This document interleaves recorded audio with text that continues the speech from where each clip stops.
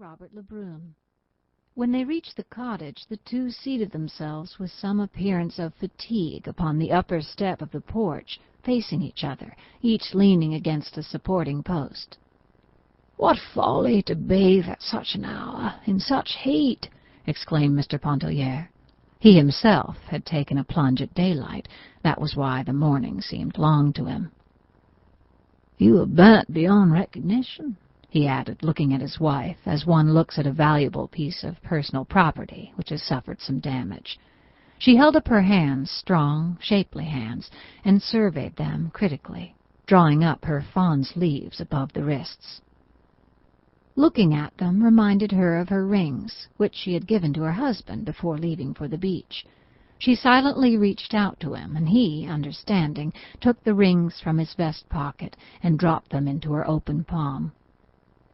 She slipped them upon her fingers. Then, clasping her knees, she looked across at Robert and began to laugh. The rings sparkled upon her fingers. He sent back an answering smile. "What is it?"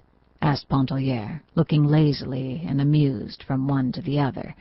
It was some utter nonsense, some adventure out there in the water, and they both tried to relate it at once. It did not seem half so amusing when told. They realized this, and so did Mr. Pontellier. He yawned and stretched himself. Then he got up, saying that he had half a mind to go over to Klein's hotel and play a game of billiards. "Come, go along, Lebrun," he proposed to Robert, but Robert admitted quite frankly that he preferred to stay where he was and talk to Mrs. Pontellier. "Well, send him about his business when he bores you, Edna," instructed her husband as he prepared to leave. "Here, take the umbrella," she exclaimed, holding it out to him. He accepted the sunshade and, lifting it over his head, descended the steps and walked away. "Coming back to dinner?" his wife called after him. He halted a moment and shrugged his shoulders. He felt in his vest pocket. There was a $10 bill there. He did not know. Perhaps he would return for the early dinner, and perhaps he would not. It all depended upon the company which he found over at Klein's and the size of the game. He did not say this, but she understood it and laughed, nodding goodbye to him. Both children wanted to follow their father when they saw him starting out. He kissed them and promised to bring them back bonbons and peanuts. Chapter 2. Mrs. Pontellier's eyes were quick and bright. They were a yellowish-brown, about the color of her hair. She had a way of turning them swiftly upon an object and holding them there as if lost in some inward maze of contemplation or thought. Her eyebrows were a shade darker than her hair. They were thick and almost horizontal, emphasizing the depth of her eyes. She was rather handsome than beautiful. Her face was captivating by reason of a certain frankness of expression and a contradictory, subtle play of features. Her manner was engaging. Robert rolled a cigarette. He smoked cigarettes because he could not afford cigars, he said. He had a cigar in his pocket, which Mr. Pontellier had presented him with, and he was saving it for his after-dinner smoke. This seemed quite proper and natural on his part. In coloring, he was not unlike his companion. A clean-shaved face made the resemblance more pronounced than it would otherwise have been. There rested no shadow of care upon his open countenance. His eyes gathered in and reflected the light and languor of the summer day. Mrs. Pontellier reached over for a palm-leaf fan that lay on the porch and began to fan herself, while Robert sent between his lips light puffs from his cigarette. They chatted incessantly about the things around them, their amusing adventure out in the water — it had again assumed its entertaining aspect — about the wind, the trees, the people who had gone to Cheniere, about the children playing croquet under the oaks, and the Farival twins, who were now performing the overture to The Poet and the Peasant. Robert talked a good deal about himself. He was very young and did not know any better. Mrs. Pontellier talked a little about herself for the same reason. Each was interested in what the other said.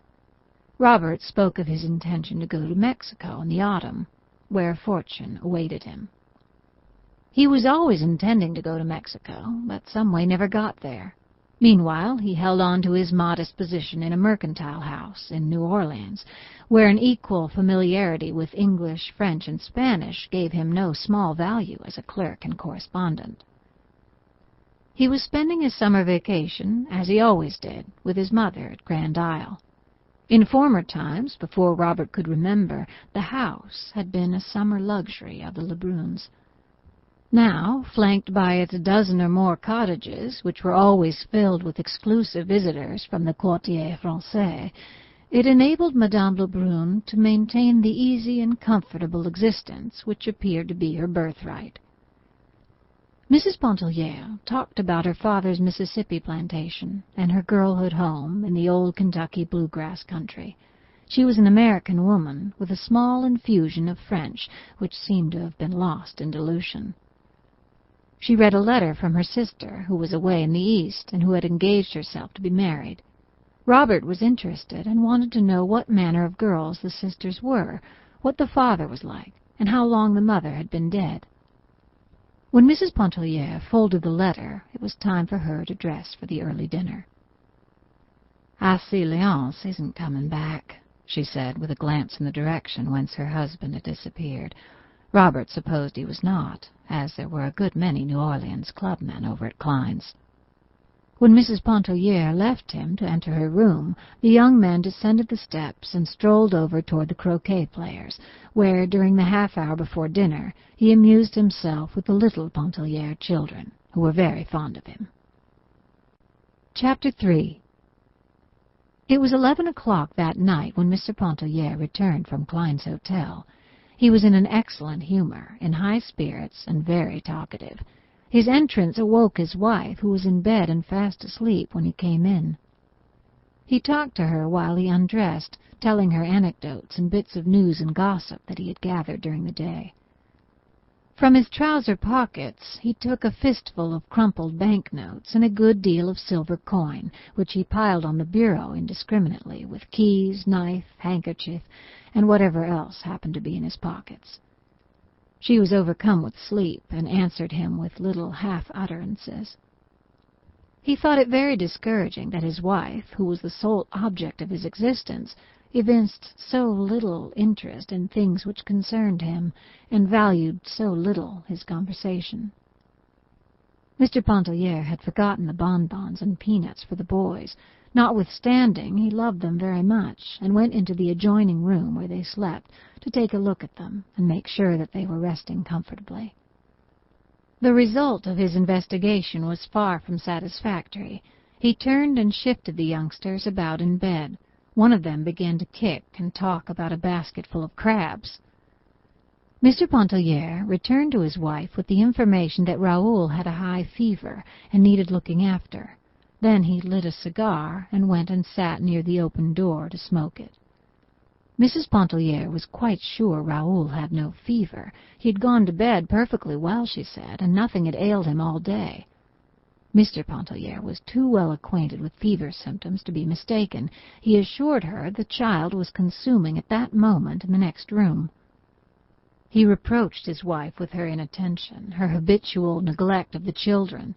If it was not a mother's place to look after children, whose on earth was it? He himself had his hands full with his brokerage business. He could not be in two places at once, making a living for his family on the street and staying at home to see that no harm befell them. He talked in a monotonous, insistent way. Mrs. Pontellier sprang out of bed and went into the next room. She soon came back and sat on the edge of the bed, leaning her head down on the pillow. She said nothing, and refused to answer her husband when he questioned her. When his cigar was smoked, out he went to bed, and in half a minute he was fast asleep. Mrs. Pontellier was by that time thoroughly awake. She began to cry a little and wiped her eyes on the sleeve of her peignoir. Blowing out the candle, which her husband had left burning, she slipped her bare feet into a pair of satin mules at the foot of the bed and went out on the porch, where she sat down in the wicker chair and began to rock gently to and fro. It was then past midnight. The cottages were all dark. A single faint light gleamed out from the hallway of the house. There was no sound abroad except the hooting of an old owl in the top of a water oak.